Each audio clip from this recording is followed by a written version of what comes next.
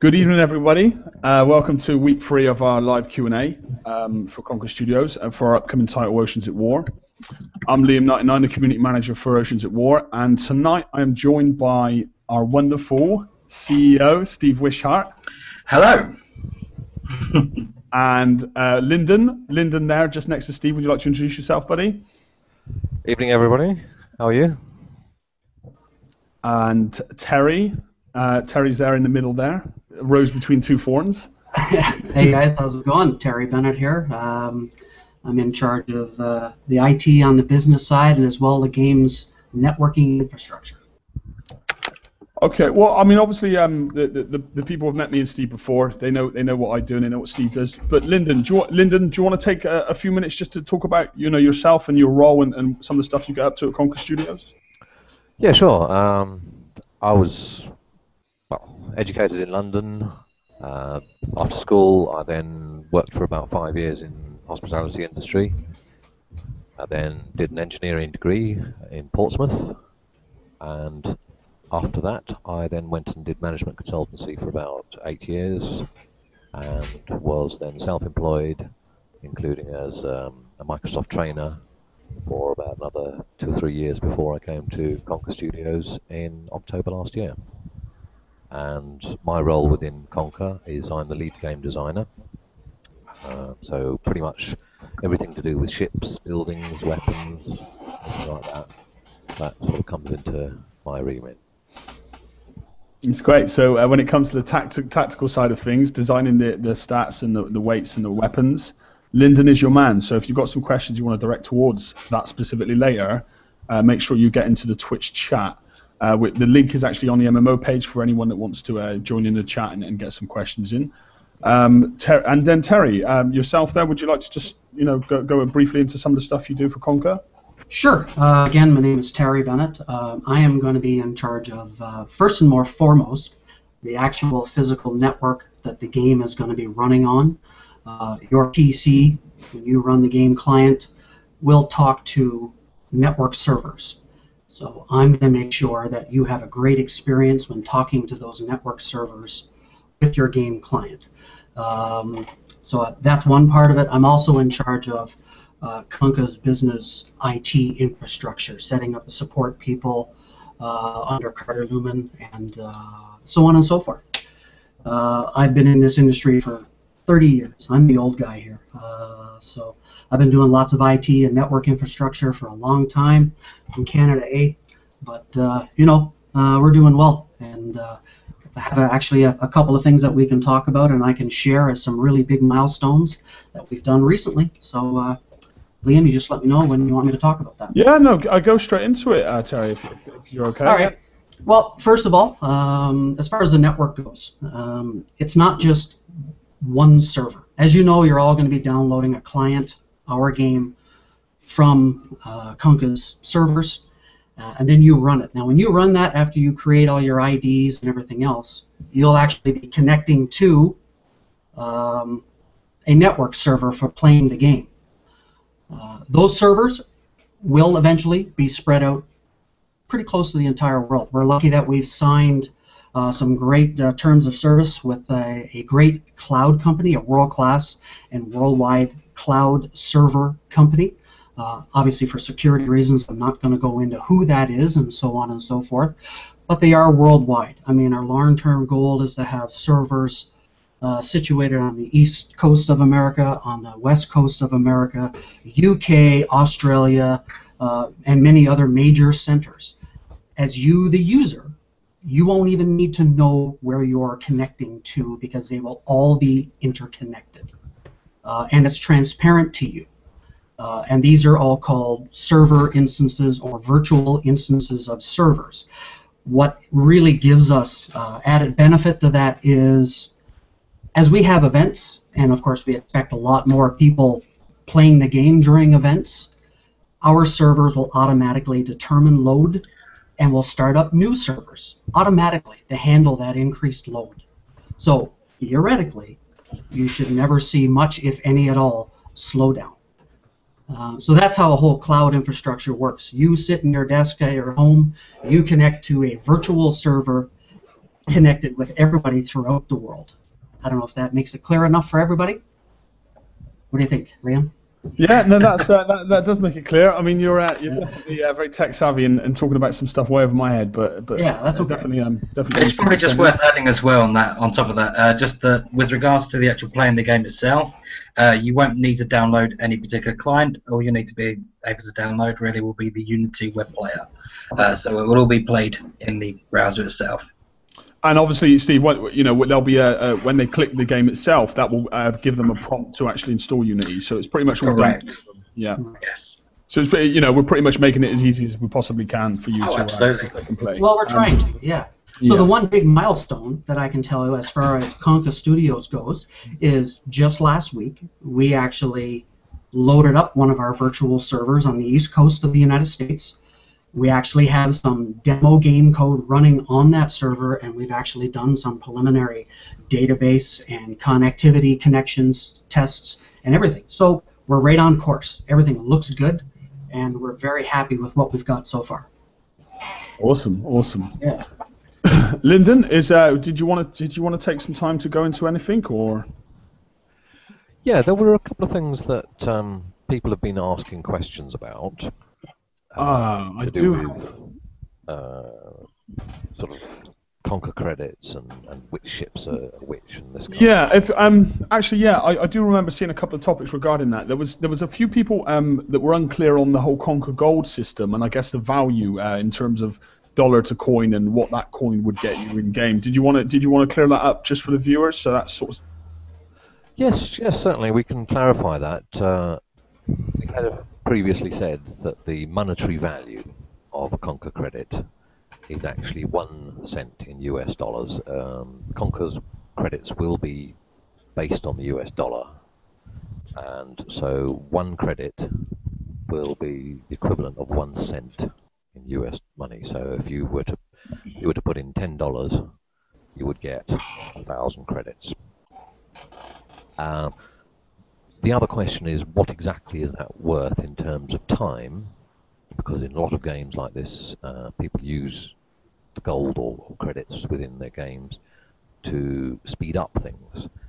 And we've determined that the appropriate rate is 5 credits, so that's 5 US cents is 30 minutes of time. So that should be significantly cheaper than what people might have experienced in other games. Yeah, that does sound significantly cheaper. Okay, that sounds like a good system too.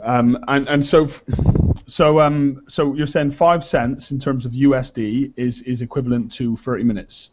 That's correct. Yes. That's correct. Okay, so that's perfect. That clears that up. There was another question as well. This is a few things that were put to me prior to the show to bring up regarding pledge ships in general. In terms of people that are pledging and getting into alpha and beta. They were sort of, I guess they were wanting to know more about the ships that they would be getting. Could you maybe spend some time going into that, Linden?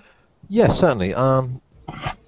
There are different classes of ships within Ocean at War Genesis, as there will be in our other games if we do naval ones. But in particular, people are interested in which ships they will get at which levels of pledge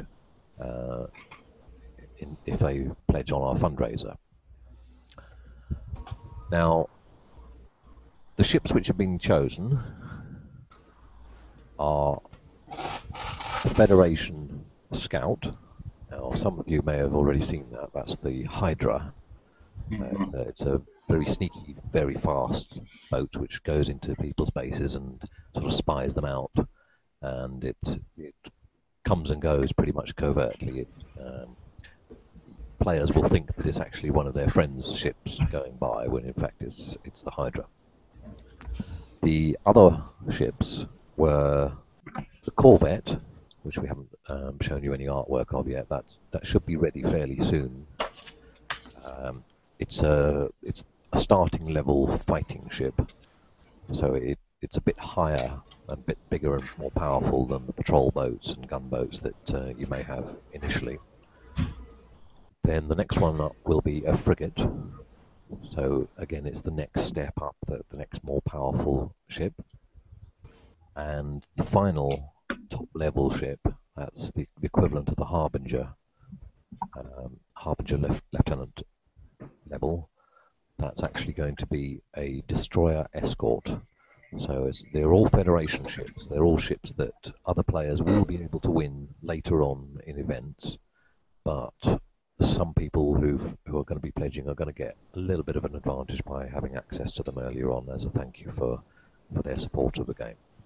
Perfect, perfect, and that's also obviously with the leveling system. That's also given them an opportunity to get those ships leveled up.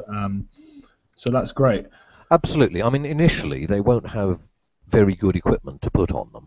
Mm-hmm. So these are not going to be Uber ships when people first get them. They're going to take a little bit of time to level up and for people to research the appropriate weapons and things to put on them. Mm-hmm. Initially, they're going to be running around with the same kind of weapons that everybody else has got. But Okay. They'll have more of them. Okay, what I'm just going to do quickly, Linden, if you don't mind, and I'm sorry to interrupt you there. I know, Terry, I know you've got to go out to a meeting in about sort of 6-7 minutes. So Yep. There was a couple of questions that were put directly to you, given your role at Conquer, and I just wanted to fire those questions at you now, if that's okay, while you're still Sure. here in the chat. So the first question that was put up on the page, the MMO page, will there be so I'm trying to translate it as it's typed there. Will there be a different server for each type of device, or will that all be networked to one server? Okay, well, there will never be one server, first of all, but as our clients, the users, they will never know the difference. Because of the wonderful architecture of Unity, no matter what kind of device you play the game on, it will always connect to our server group, our server farm, connect to the Conca cloud of game servers. It doesn't matter where you are, it doesn't matter what device you're playing on. Awesome. Yeah. Okay, that clears that up. Thanks for that, Terry. And there's a second question. How often are you planning to back up the work, and what will happen if the server fails? Well, the beautiful thing about running a very solid multinational cloud company like the one we're using is that we actually don't use physical hardware, which maybe is a bit of a concept for some people to not quite understand. We will be using virtual servers. So it's massive hardware stored in a big server farm that these companies maintain. Kind of like, I'm sure you've seen pictures of Google's massive server farms, rows upon rows upon rows of hardware. Well, on those, let's say, 1,000 physical hardware boxes, there could be 100,000 virtual mini servers running on those. So, to get back to the question, if a virtual server crashes, there is a piece of software running in the background that is monitoring all of our servers, and we control that. The moment it sees a virtual server instance stop, it automatically restarts. We don't even have to issue a restart command. It just automatically does it, and that's the beautiful thing about running virtual servers. So we don't have to worry about hardware. Okay, we will never have hardware failures because our servers are will be populated throughout the world. And you won't even know if you switch from one server to another, with the exception of a slight connection lag for a second, because one server will automatically pick up the load if another server goes down. So now backup, well, backup again happens like in any corporate world. I mean, we're backing up data daily, and then every week we have a lot more backups that are more detailed. But worst case scenario, I mean, we back up changes, which are called incremental backups, every day. Mm-hmm. Every day. That's how it has to be done. Okay, and have you got enough time just to answer the third question? It's the final question as well. This is the question as it was put on the MMO page. I know some will want to know, will there be a server near them, i.e. Australia, America, etc.? How often will you add new servers as the game grows? Well, I mean, that's a lot of things to answer. Our goal is we can flick the switch on a new server in a new location almost instantly. the east coast of the United States, the west coast of the United States, UK is definitely a big target, middle of Europe, Australia, and they act together as one big community virtual server. And as the game load requires, we literally can go in and tell our systems if we run to a specific percentage of server load, automatically start up another server to help cope with that load. And our cloud service automatically manages the load going to each server. Once that's all set up, a cloud service manages that for us, and it's done automatically. We just have to tell it when to do it, and we say it once, and we never have to touch it again. We really don't. Mm-hmm. Okay, well, that's brilliant, sir, and I'm glad you were on and able to answer those. I know you're due to leave for your business meeting. Is it something you're dropping out for now, or? Yeah, I could probably take off right now if that's okay, and please feel free to pop more questions on there. I'll answer them off the forums and so on and so forth. Yeah, if anyone else has any server-related questions or questions related to Terry's role, please add them to the MMO page, and we'll make sure Terry gets a chance to look at them. And Terry, I just want to say thank you to yourself for making it on the show tonight. Thank you very much. No problem. I don't mind doing these at all. Take care. Take care. Bye, guys. See you later, Terry. And there was 3 left. And now we're free, yeah. Okay, no, that was great. It was lovely to hear from Terry, and he's obviously a very bright guy, and hearing some of that information was wonderful. Some of it was a bit over my head, but yes, it's it's sort of modern technology, really. I mean, with regards to a lot of the things we're doing, I mean, some of them's been around. Some of the technology's been around for quite some time, but obviously in today's world, as you can see, I mean, almost anything's possible, which is great, especially for us gamers. Yeah. Okay, Linden, sorry, I know I had to cut you short there. It's just because I knew Terry was... no, that's quite all right. So we were talking about some of the topics that come up prior to the Hangout. We were talking about some of the questions that were coming forward. We went through pledge ships, didn't we? We went through Conquer Gold. Yep. There was actually, if I remember rightly, there was a photo in the MMO page this week regarding a missile. And I guess people were wondering, and at least we were asking them if they could figure out where the inspiration came from for that particular weapon. Would you like to spend some time talking about that, Linden? Yes, we've taken a lot of inspiration from either existing historic or future planned ships and weapons, particularly to do with the artwork, and we've had a wonderful team of artists working on these things. And the missile, I better check which one it is before I say. The Federation. It is the Federation missile, yeah. Yes, it is the Federation missile. We asked people if they could spot what the inspiration for that was.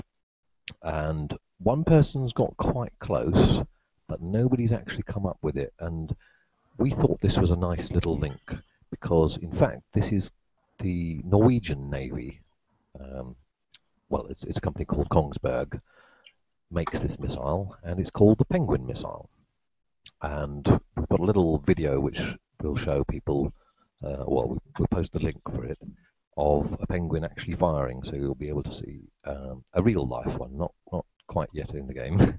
that comes soon, but not quite yet.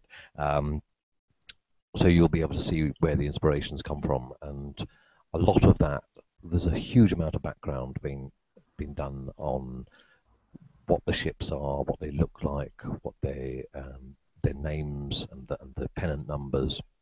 There's always going to be some kind of hidden message within either the names or the numbers of the ships. So it's something for people to look out for if they're interested in that kind of thing.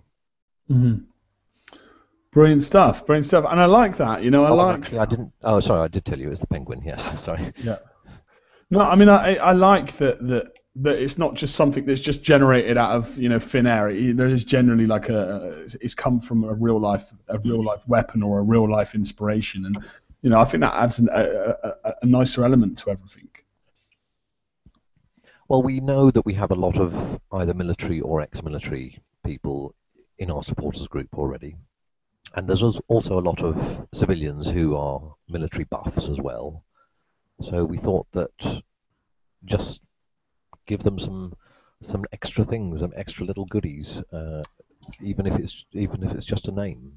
Yeah. And Yeah. for those that don't know, then well, there's always Google. They can always Google whatever it is that we've come out with, and they might find something quite interesting.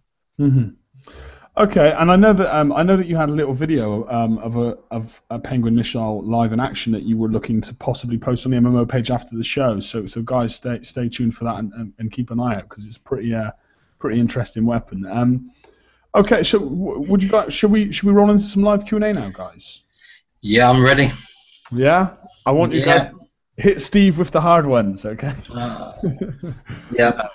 Bear in mind the chat is like 8 seconds behind us, but shall I just read them out to you two guys? And if you guys in the chat, do you want to say if you're directing it at Linden or Steve, or I guess we can figure that out. We can figure out which person's best to answer. So just start flip a coin. Yeah, just start hitting us with some questions, guys. Bear in mind there is a delay, so We're going to always count to 8. Yeah, I say 8, but that's just a guess. I think it's about 8 seconds. Yeah. Okay, so four nuts. You've posted a question there saying, so we will be able to see some gameplay tonight. That question we're going to answer towards the end of the show, but you won't be disappointed for. Okay.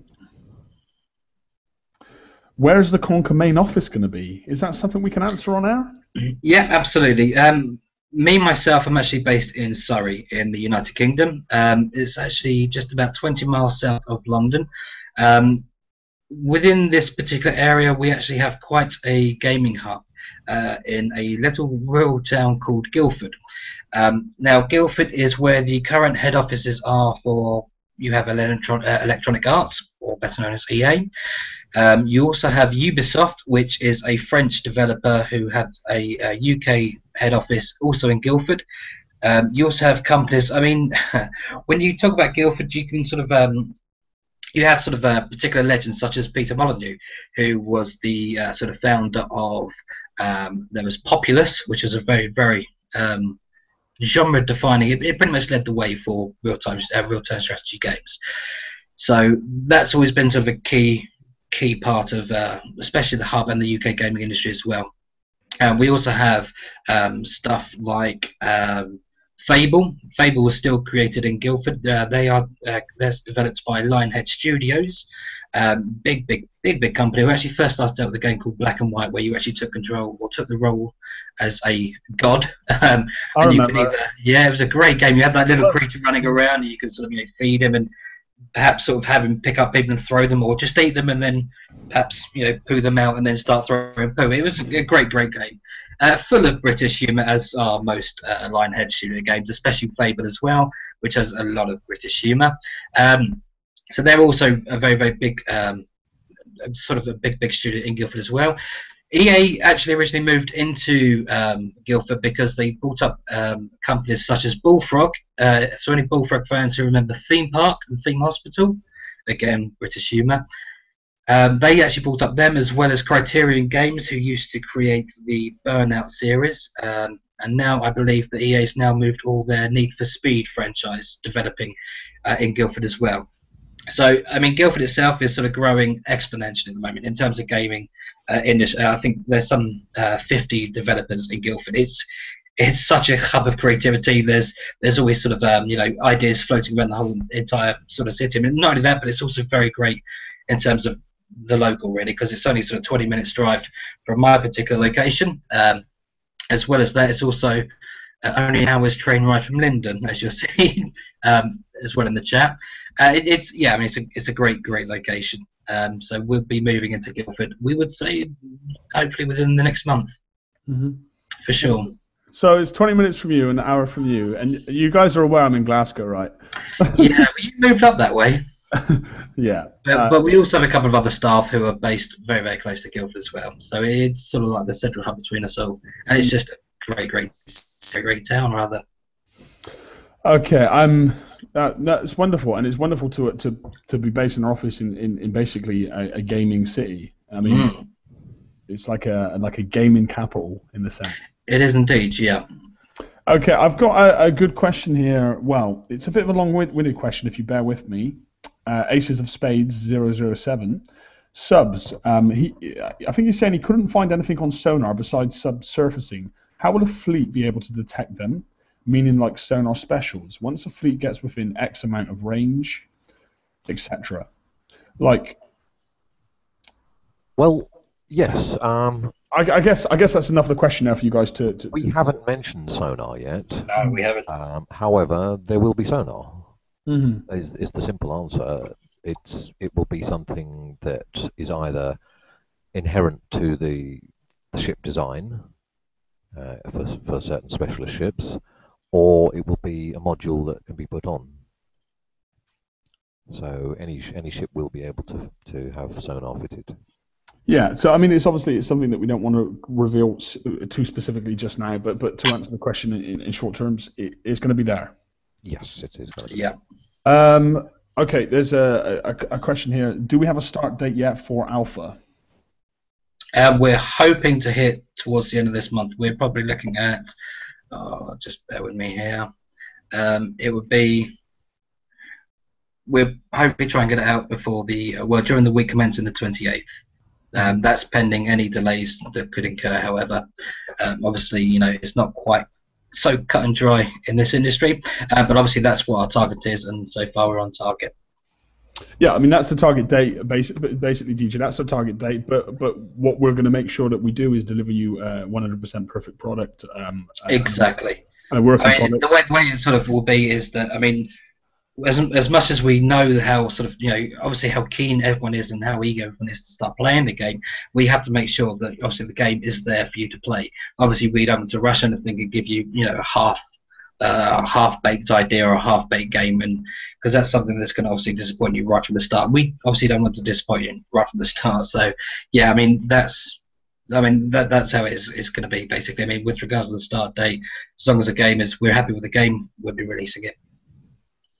Okay, let's move on. I know that I'm a bit backed up now with the questions, but I'll go for them one by one. 007 Luke 1111. Can you buy resources?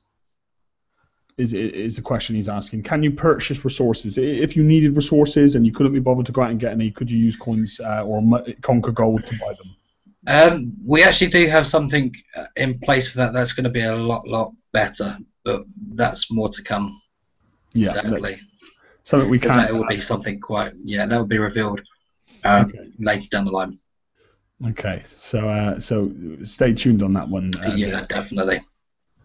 Okay, Lord Gaspode, I guess is a way to pronounce that. How do we get access to Alpha?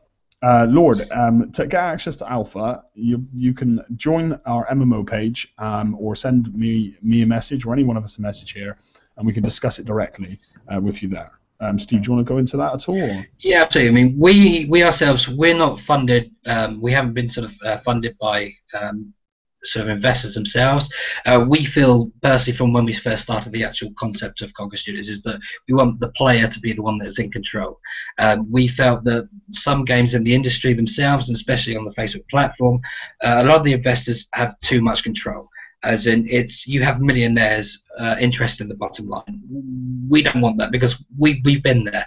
We were players who felt like we were being taken advantage of, and we're just purely a rich person's toy just to throw around and keep him happy, so to speak. So the way that we had to deal with that is to obviously find a way to provide funding, not just through myself as well as other sort of means, but we also had to sort of rely on perhaps sort of getting funding from the players themselves. I mean, the players are so keen, so eager for this game in particular. So the way that we sort of worked out that would be best would be crowdfunding. I looked through some of the ideas on Kickstarter.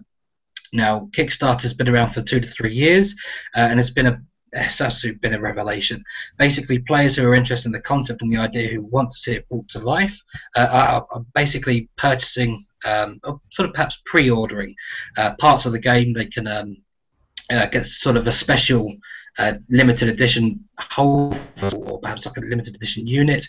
We're not quite doing that so much so, because it's too limited, but we are having it so that basically players can sort of perhaps buy prize ships, say with a 6-month exclusivity. So those who start the game with these ships, these are all ships that everyone will be able to win further down the line. That's not a problem. But these players that have brought into the game and obviously helped make Ocean of War possible, they'll be able to have 6 months exclusive access with those ships. But because we went down that road, I mean, it's obviously caused a lot of confusion with some people thinking that you have to pay to play Ocean of War. That's absolutely not the case. These are basically people who are helping realize the dream that Conquer has, so that we can obviously provide everybody with the game that everyone's looking for, basically. There's a more emphasis on player balance. There's no need to basically spend money to play the game. So it's the game that everyone wants to play. However, we just needed the funding, so we went through the road of doing the crowdfunding, which we actually use on Fundraiser. Now, to join beta, it's currently at £15, which translate or converts over into $25, I believe, $24 to $25, and that's basically for a player to join that beta access. But not only that, they'll actually also receive £25 worth of in-game credits, and also it converts over to about $40 worth of in-game credits. So you're actually getting more in terms of the credits by buying into that. You're just getting those sort of other extra bits, perhaps such as the beta access and the alpha access, along with those credits themselves.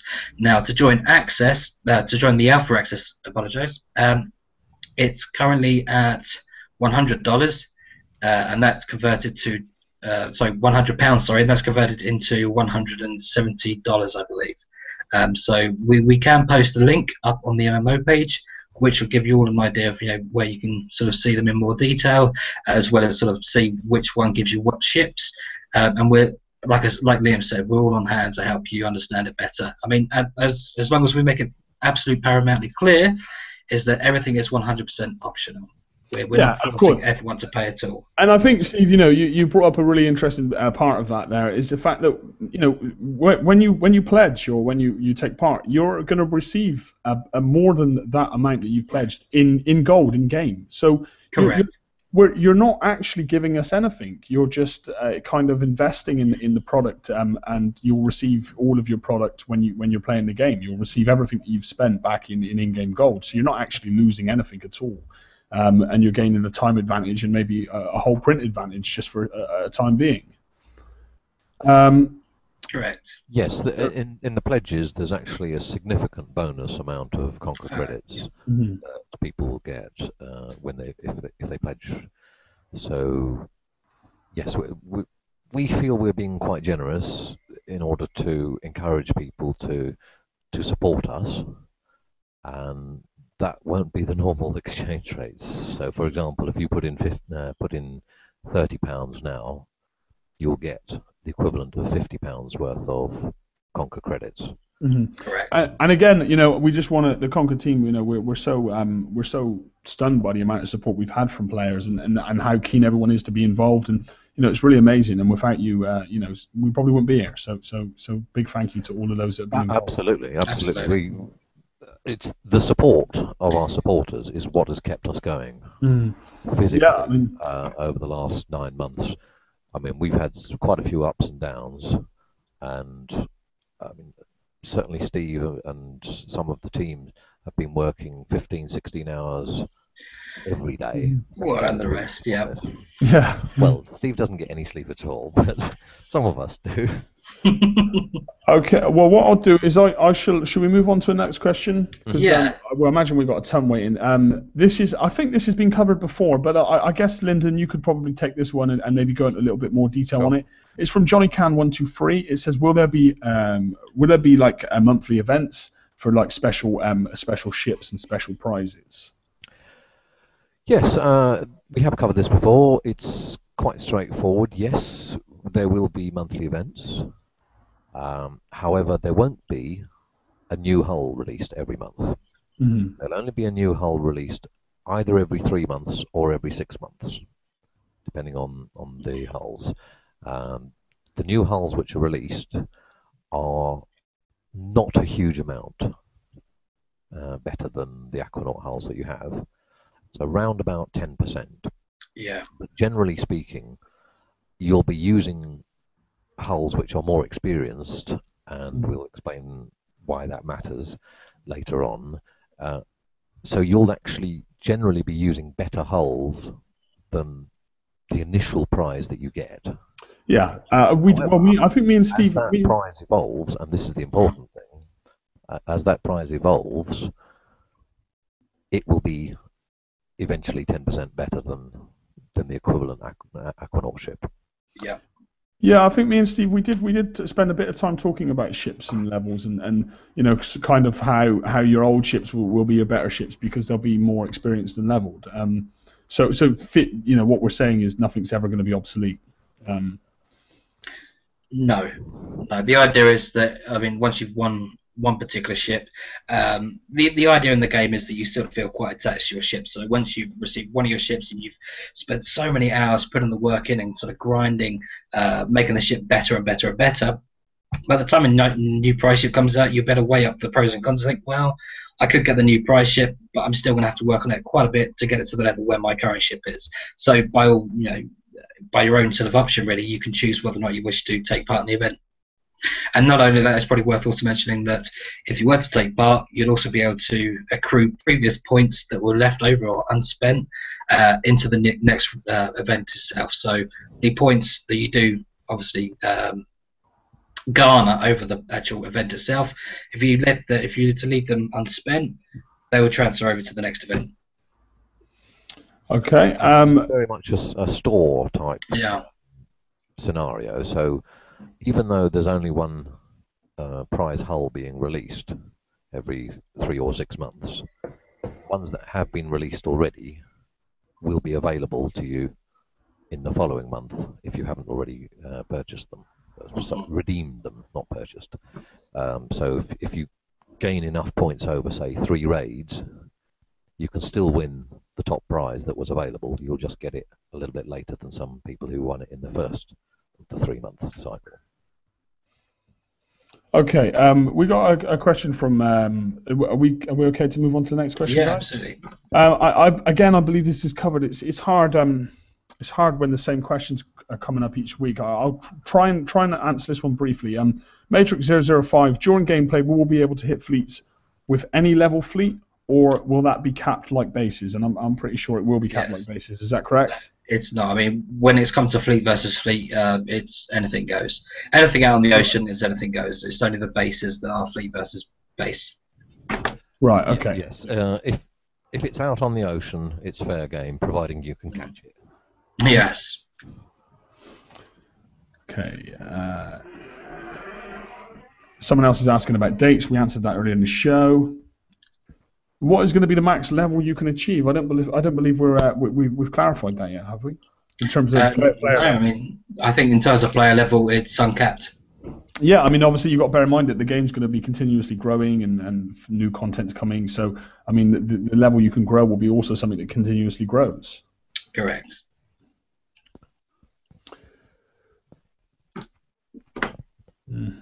Sorry, just looking down the list there.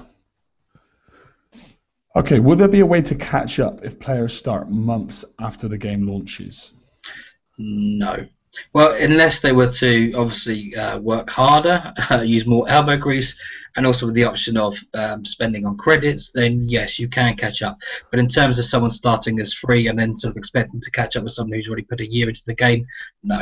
That just goes against everything that happens in games. You can't expect to just sort of join on a month or a year later and expect to be at the same sort of level with someone who's already put a year into the game. It just doesn't work like that, unfortunately. Yeah, a lot of I know the dev team is dedicated and very focused on balance, and although someone that's played for longer is going to be treated that way, they're going to be treated the way they deserve if they put the time and the effort in. But that's not to say that a new player can't come into the game and still have a great experience and still have fun. Absolutely, I know. Someone who comes into the game more sort of new, and if they get sort of up to the required level whereby sort of they're only sort of say, as long as they've got enough skill and they got the right ship, then yes, by all means they can outsmart and outbattle someone who's got a stronger ship. But in terms of sort of being at the same level a year after joining, then no, there's just no way you can do that, because otherwise there'd be no point in playing, basically. But people, in terms of hitting each other's bases, as more people join the game, there'll be people who are behind you. So, for example, if somebody joined the game 2 months after launch, they would be as far behind the people who joined at launch as the people who joined at launch would be behind the alpha people. Yeah. You know what I mean? I mean, So, it depends. I mean, if someone's better at the game and someone sort of understands it a lot easier, then by all means they're better to catch up through using their own ingenuity, really. and by that stage, a lot of people will have learnt by making mistakes And pass them what on. the best ways of doing things are, what the most efficient ways of doing things are. For example, with our refit dock, there's a way of significantly cutting the cost of a fully equipped ship in terms of time by doing it in stages. Awesome. So I was just I was scrolling through Twitch chat there, trying to keep up with the questions that's come in. I've got a question here from Epidemic82.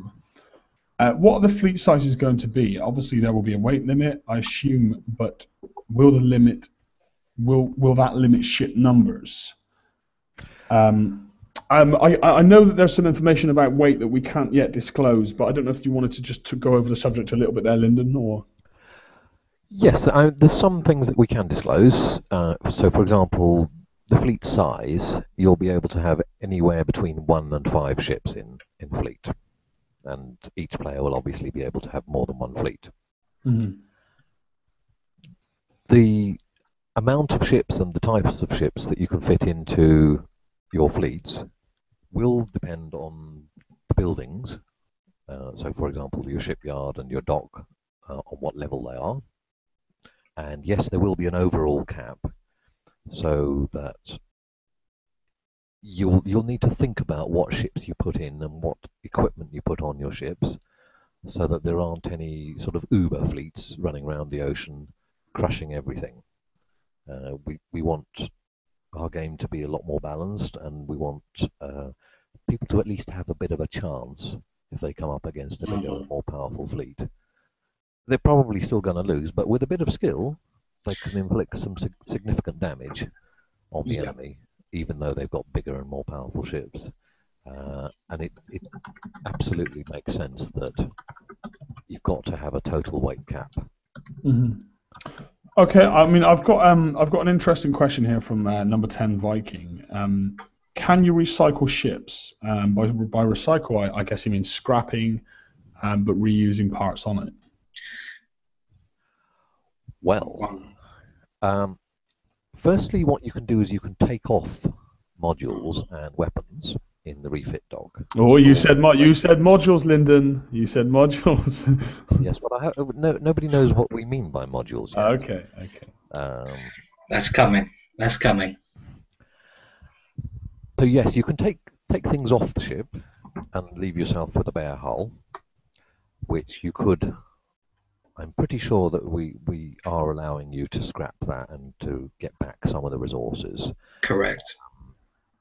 The only reason you would really want to do that is if you felt for some bizarre reason that you just didn't like this particular type of ship. Whereas we don't expect ships to become obsolete anytime soon, because they develop as you go along. As you use them more, they will improve. Awesome. Sorry, I was just looking through. Jonas had a good question, but I believe we already answered that regarding ships and new releases being overpowered. We've already covered that subject. So Jonas, I'll skip over that question. Yes, I saw Jonas's question, which is why I worked that into the answer. Oh, awesome. Well done, Linden.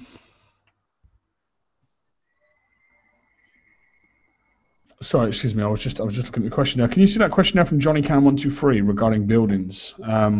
Once things are researched, will you be able to ditch the building to gain land tiles and still use the researched item? I guess what he's saying there is if he's got a building and he's upgraded it to level 10 or whatever level it goes to, and he's researched all the items in it, then he wants to ditch the building to save on some space in his base. No, I think the short answer would be no. Yeah, you would need the building to obviously produce and manufacture those parts. Yeah, and I think any game that's designed where you can research everything in it and then scrap it is flawed. So yeah, absolutely. Yeah. Now you will be able to scrap buildings, But you don't want to. no, I wouldn't recommend it because if you then rebuilt it, you'd have to start again at level 1. Yeah. Okay. Another question here from Mystery One. With Flash-based games, a crash is often and costly to players. How does Unity Player compare with frequency of Adobe Flash crashes? Well, I think I can safely answer that. It doesn't compare at all with Adobe Flash crashes because it's just not Flash. So it doesn't have Flash crashes. Unity is far more stable and far more secure, and I've yet to see a Unity crash. Steve, I don't know if you want to go into a little bit more about Unity there. Yeah, I mean, basically, Flash itself, as we've touched on previously, Flash was designed for something completely different. It was designed for media, image-based and video-based media on websites. Unity was actually specifically built to run games, so I mean, it can handle quite a lot more, and it's obviously just built for stability. But I mean, crashes in terms of that is usually down to either the actual platform, which isn't up to scratch, which Flash has been sort of part of the problem in previous games, as well as that is also the coding itself. I mean, if there's poor coding, then obviously the system or the actual program running the code doesn't quite know how to translate the code, and you can also experience an unexpected error. So yeah, I mean, it's mainly down to the platform there, but for Unity it's a lot more stable. Okay, I've got a bit of a strange question here, Steve, and I don't know if it's a kind of question that you're going to throw the keyboard at me or not. But okay, I'll grab the brick. Johnny Can 123. I'll try and reword it how he's put it. What happens to people that have pledged if the game doesn't come to fruition? If the game doesn't come to light? And I think my answer to that would be the game is coming to light, and so the questions are relevant. But I don't know if it's something you wanted to cover, Steve. No, I mean, in terms of the system itself, I mean, the thing with a lot of these crowdfunding is that if something does go wrong and the game doesn't sort of come out, what usually happens is that it was part of the risk that the person actually had at the beginning when they made the pledge. However, with regards to ourselves, we are 100% go. We now have the funding. We are making large sort of tracks towards the release date. So everything is green and ready to go. We're just obviously putting in more data itself into the game, getting it all nice and ready and packaged up for everyone. But yeah, I mean, there's no risk from what we can see. Obviously, the risk is purely on yourselves with regards to obviously based on trust, which we know from the start has always been that way, which is why we've always been dedicated to being as open as possible to the player base and the fan base. Awesome. I guess this one could be for you, Linden. I guess it's actually probably a good one for you, actually. What is the story behind Oceans at War? And I guess what he means by that is the actual backing story to the game. Is it something we can disclose at this time? Or? It's not something I can disclose in 2 minutes. No. The storyline give him the quick version. Seeing is round about 4 pages long.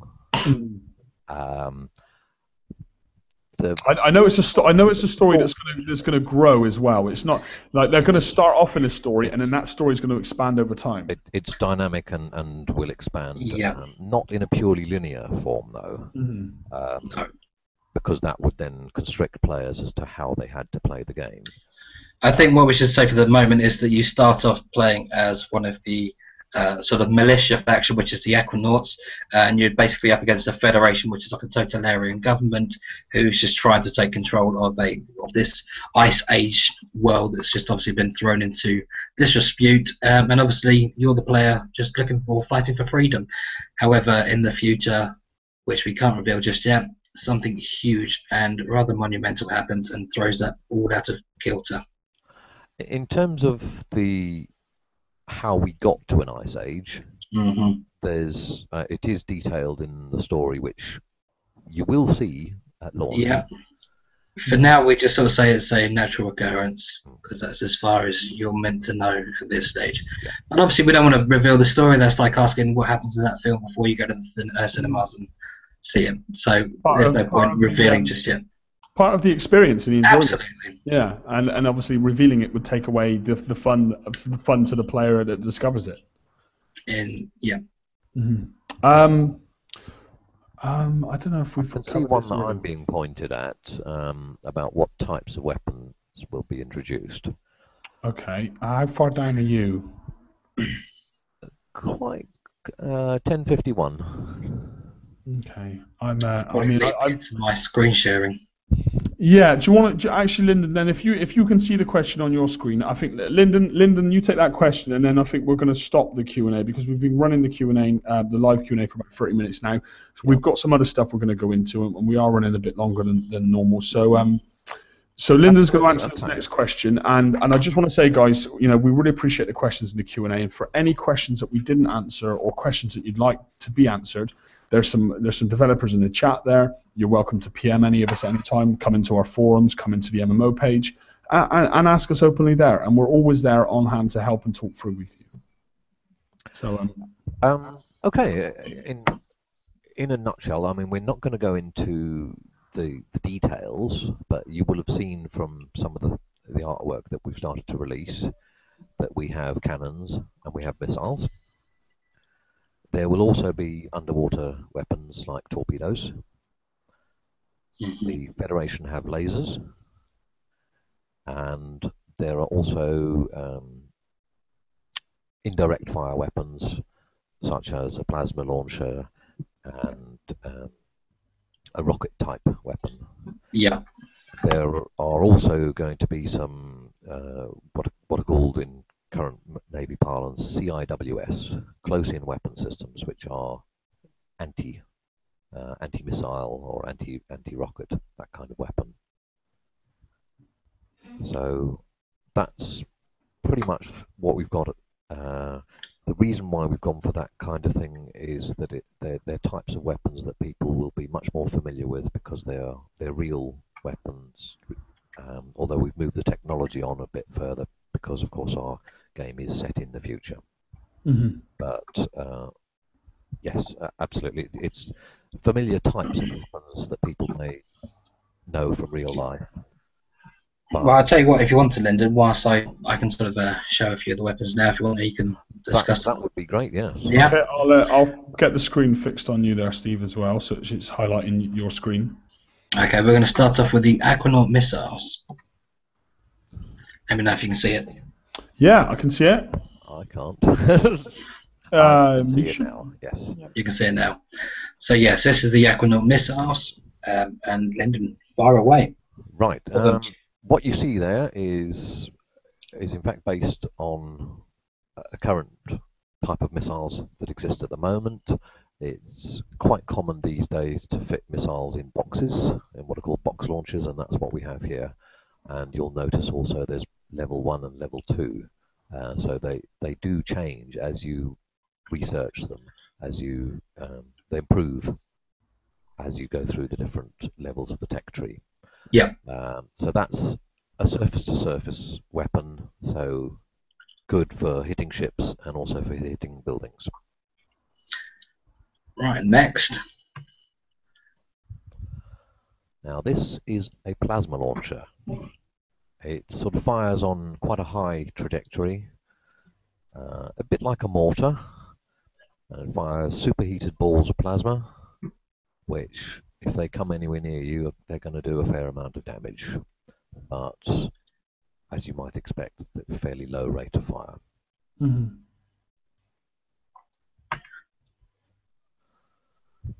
This one here is it's a Federation yes, anti-missile. It's an anti-missile. I was going to say it's one of our CIWS, and this is based on the Phalanx system, which is currently in service in many navies around the world. It's a multiple-barreled, high velocity, high number of shells coming out into the air, designed to shoot down missiles. It looks sleek. It looks very nice. Well, with regards to the colourings, basically the Aquanaut's cover so obviously has the sort of the teal or the bright neon blue. Obviously, all these colours, the actual bright colours themselves, can be changed, as well as the well, the base color as well. Obviously, all the colors are just purely how it starts out when you receive it, and obviously you can change these as you go along. Next one's the laser, the Federation laser. This is the Federation laser, and So the laser, yeah, I'm just remembering. Right, that's a beam laser. that is the beam laser. Yes. Now, a beam laser fires a solid beam of laser, and obviously, if you get touched by it, you start taking some damage. So this is, rather than firing individual shots or shells, this is a beam, and it fires for a period of time, and if it hits you, you take damage all the time that it's in contact with your ship. I imagine would it be safe to say that it's very accurate, being a laser weapon? Or? It is pretty accurate. But it's a low damage, I believe. It's fairly low damage because, generally speaking, the Aquanauts have ballistic type weapons at the low levels, and the Federation have laser type weapons. So this is the equivalent of a cannon. Mm-hmm. Although there are different types of this particular weapon. The higher the type, the more damage it's going to do. But with a beam laser, you do have like a cooldown period of a second between bursts. Which brings us to the pulse laser. Pulse laser, it does actually only fire one barrel at a time, so we're not getting salvos of two. Please don't be misled by seeing two barrels on it. This is sort of the Federation equivalent of a cannon, and it's going to fire pulses of laser like you might be familiar with from various sci-fi films or Star Wars. Right, so that comes to mind. Star Wars blaster. That'll do. So left fires, right fires, left fires, like that's right. That would alternate. Correct. Yeah. Yeah. And I believe, and when we go straight into the rockets again, yeah. Okay. We know we showed the Aquanaut rockets. This is the Federation rockets. Yes, it's exactly the same principle. You have a silo with a number of barrels or a number of tubes. So what's happening is that these weapons are firing multiple rockets at a time, depending again on the level. Mm-hmm. And they're not very accurate, but if you get hit, then you tend to take a fair amount of damage. And they're not very long range either. And I believe the next one will be the sickle. If you want to, basically, obviously, some of you have seen the Scorpion submarine, which is actually the mid-level submarine, I believe, for the Aquanauts. Now, obviously, there's a low level and a high level as well. So, if you wanted, then you can sort of give a brief description on this. So bear in mind, guys, this is exclusive pics that you're seeing. Absolutely, we have promised to reveal stuff to you, and we've saved stuff up. And this is the first time you're seeing it. It's not been posted anywhere until now. So. No. So this is the smallest of the Aquanaut submarines, and you know it's Aquanaut straight away because of the neon blues. This ship only fires torpedoes. It can't be fitted with other weapons, but some of the other submarines can be fitted with other weapons. And it's a light, nimble patrol submarine, and it's your entry-level submarine. And if you like submarines, we like me, like this, and we hope you're going to like the other submarines because there's a few submarines going to be in the game. Correct, yes. And then we lead on to what is possibly my favourite ship so far. Well, certainly my favourite hull. So is it safe to say, Linden, that submarines are going to be a key element of the gameplay? Because there's so much fleet versus fleet action likely to be happening out on the ocean, the use of submarines will be very relevant, particularly if you want to catch or to damage enemies' fleets. But most of the bigger certainly the smaller surface fleets like the patrol boats and the medium ones, most of them will be able to outrun submarines. So one tactic might be that you'd have to get a friend to go and tag them with a patrol boat, and then you bring your submarines in to try and finish them off. But then it may be that they've got anti-submarine ships in that fleet as well. Who's to say that all of the ships in the fleet are going to be the same type? So if you had a fleet that was going around hitting bases, you might well have a submarine in there as well, just to protect yourself against being attacked on the way there or back.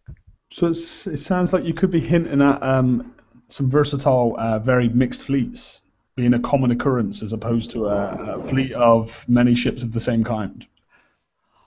I think there's a lot of tactics that people are going to have to. I mean, we're not going to reveal them right now. No. And they will very much develop as players start playing the game. But the way we envisage it is that no, you wouldn't have 5 battleships in a fleet, because battleships tend to be fairly slow and have a particular role. What happens when your battleships get attacked by small, light patrol craft, which are going to nip in and out and sort of nip at your legs all the time, and so the chances are you might have one battleship and a cruiser and maybe a destroyer and a frigate and maybe a submarine in the same fleet. So mixing it around is certainly something that we expect to see. I mean, I think it's safe to say that the strategy element and you know the thought element of the player is going to be a lot more involved than I think people are initially thinking with us in Oceans at War. There's actually a lot of time and a lot of effort on the dev side of things being put into focusing on strategy and making this an actual RTS. Would that be safe to say there, Linden? Absolutely. Don't get me wrong. There will be some players that will want to specialise with a particular kind of ship. So you may find that people like Steve, who really like submarines, really will do. go around with wolf packs of submarines. Absolutely. You won't see me coming. However, they will have certain limitations. So a player that plays like that would need to work with other players who were doing other specialisations. Because if you run a submarine fleet up against an anti-submarine fleet, you're going to lose. Fight on your life. Yeah. Shall we move on to the Switchblade? Yeah. Well, yes. Yes. People won't have seen yet. This will be yes. I mean, this is one of my absolute favourites. This is your attack submarine. This is basically your high level. So the ship we've just seen there is maybe the lower end, and we say the first one was the bottom. It only has 2 weapons. And then the Scorpion would be like a middle tier, and what we're looking at now is the end. The Scorpion's actually the biggest of the submarines. It's about the size of a cruiser. Right. And carries 6 weapons. So this one that we're just about to see, this is the mid-range submarine. Right. Oh, sorry. Okay. Right. Which people can't. Right, there we go. This is the attack submarine, and as per usual, the numbers mean something. I think this is the wrong number for this one. I think it was just a code number. We haven't actually given the number to it just yet. Yeah, and obviously the name isn't there in the title, but you're saying that's called the Switchblade, yes. Switchblade. Sounds nice. It's gonna hurt if you run up against them, yeah. Oh, for sure. But then that's gonna be the case with a lot of these ships. So, yeah. What we'd do is we'll actually end up putting all of these, the artwork we're showing now, we'll put them onto the page over the next day or 2. So everyone can obviously see it on their screens themselves. So what I'll do now is I'll close that down and jump back onto, if I can. There we go. Okay.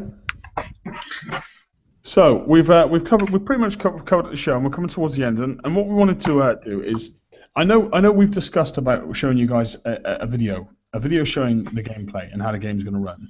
Now, myself, I did actually prepare a video, but we've had a chat, and we believe that you guys you've supported the show, you've supported the game, you've supported us, and we feel that you deserve something more than the video. So Steve and the developers have kindly put together a simulator. So instead of me showing you a video of me playing a simulator, we're actually going to post the simulator on the Oceans at War forum for you to go in, click a link, download, and have a little play with a ship. It's not a full game. It's just a slight simulator for you to get a feel of a ship, play a ship, and you're going to see how smooth the game is going to play for you. So Steve, I don't know if you want to go into some details about that. Yeah, absolutely. Obviously, we did promise some gameplay video. However, we wanted to do a little bit more. We wanted to sort of, I know obviously this week we've had some errors with regards to getting one of the Q&A sessions out. That's also actually afforded us a few extra days to provide everybody with just a small teaser demo of how the actual game itself works, just purely for the movement of the ships. So you can actually take control of one of the submarines, the Scorpion, and you can actually sort of play around with it on the screen itself. We're going to give you a little bit of water, as well as the control of the ship, and you can also test a couple of the functions. Absolutely check how it submerges and how it surfaces as well, which we think is absolutely brilliant. Now, some of the effects that you'll see in this particular demo, you won't be able to see in Flash-based games, purely because Flash-based games uses images more so than 3D models. But don't worry about that too much. Absolutely. I'll post a link now on the forum. Yes, there's actually some physics engine effects that you'll see in this that you wouldn't see on Flash, because just Flash can't handle that kind of thing. It doesn't have a proper physics engine. And so, I mean, we're really excited about this. This is not a finished product by any means, but it's something that you guys can have a little play around with, have a feel. You will need to I'm pretty sure you will need to download. Yeah, you'll need to download Unity, yes. Yeah. But when you click on the link, it'll prompt you to download it. You just download it. It should be a very short download. Just quicker than downloading your next version of Flash, to be honest. And you'll be able to see whether or not your computer can handle it and how well it handles it. And we were running this the other day on a local machine at 1,000 frames per second. But you should expect through Unity Player to get probably about 60 frames per second. And you can zoom in and zoom out as well. So we think this is really quite cool. Just to give you a flavour as to what we're gonna be delivering to you later on. Yeah, and like we guys have said and covered, we wanted to give you a video, but we felt that you deserve better. And so it's a big thank you from us to you, and we push forward to get the simulator ready for you. So thanks guys for all the support, and and thanks for hanging with us. Thank you very much. And apologies that I don't have a webcam. Yeah, well, there's been a webcam issue, so I'm sure Linden will have one back up for the next session. Can't hide behind the picture, Linden, all the time. Why not? No. The future's so bright, I've got to wear shades, man. Yeah. Guys, it's been a great Q&A session this week. I mean, it was great to get Terry on earlier on the show, and thanks, Linden, for coming out again, and Steve. We've hit as many questions as we could. Obviously, we wish we could answer all of them. You've got some questions regarding the servers. You've had Linden, the lead game developer, discussing some of the tactics. We've showed you some weapons and exclusive ships, and hopefully we've clarified a lot of stuff for you. And of course, the simulator's up on the forum. We managed to get up to 114 live viewers tonight, which is I think that's the highest we've had. So thanks to everyone that took part in the show. That came into the chat and watched us live, and we'll see you out here next week. Steve, also, should we clarify when we'll be doing session 4? For me, it would be better to go for Sunday. We can try to do Sunday, yes. We'll have a talk through the staff and see. I think we might have some of the artists join us on that one as well. Oh, brilliant! So we'll probably have some wonderful artwork to show as well. Yes. Okay, well, unless there was anything you guys were looking to add, I think we'll wrap it up here. No, I haven't got anything else. I will also post a little 34-second, I think it is, video of a penguin in action with the Royal Norwegian Navy. Awesome. So yeah, I've seen that video. It does actually look very cool, guys. So make sure you check out that post on the MMO page as well. Well, again, thanks, Linden. Thanks, Steve. And we'll see you all next week. Thank you very much. Thank you and good night. Good night, everyone. Good night.